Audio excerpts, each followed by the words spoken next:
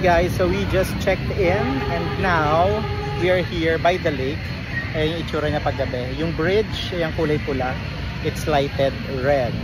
And this is just actually 2 blocks away from where we are staying, yung hotel namin.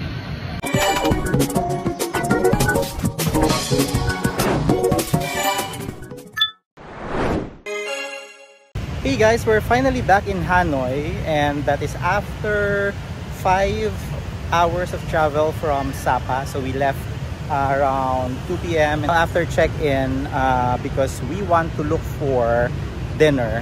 Naglakad-lakad muna kami dito around the lake, yung 1 p.m. and I'll show you kung ano yung itsura nung surroundings here.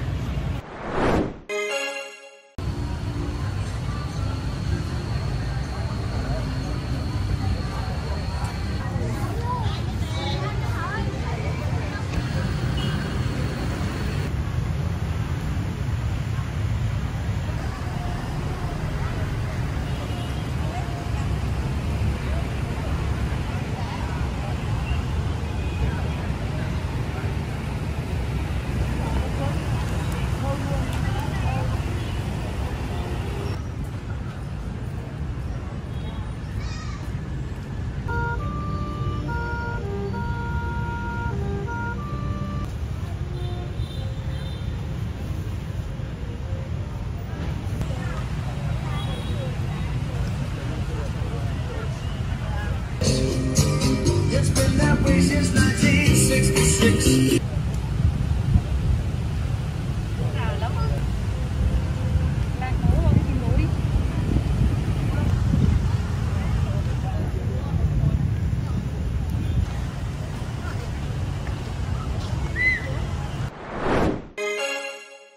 For most of the videos that I've shown you guys, you will see na ang daming tao dito for a Tuesday night. And many are here intentionally for fitness. You would see people like breeze walking, running, may mga nagbabike, may mga grupo ng mga mudra na nagzumba at night. And others are just really there, na talagang nakatambay lang while enjoying the view of the lake.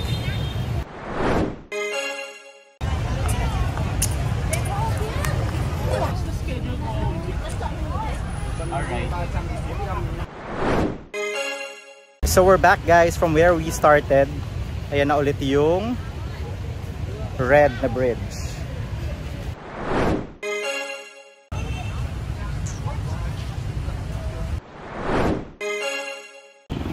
So naikot natin guys yung buong 1 p.m. And we're now back here sa street kung saan tayo lumabas going to the lake. At ito din yung street going back to our hotel.